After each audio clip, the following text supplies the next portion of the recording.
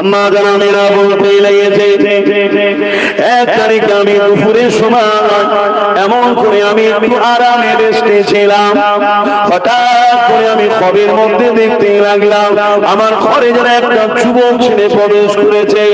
আমি ওই খবটা দেখে বড় ঘাবড়ে গেলাম, চোখটা আমার খুলে গেল। আমি যাকে খবে দেখছিলাম তাকে খবটা খুলে দেখলাম।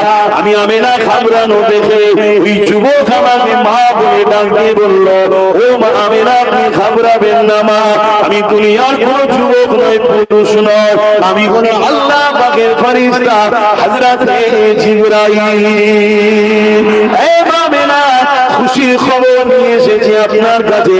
এই খুশির খবর হলো আপনার গর্ভে যিনি রয়েছে উনি যেন কোনোভাবে কষ্ট না পায়, কারণ আল্লাহ যিনাকে নিজের বন্ধু হাবিবুল্লাহ বলেছে।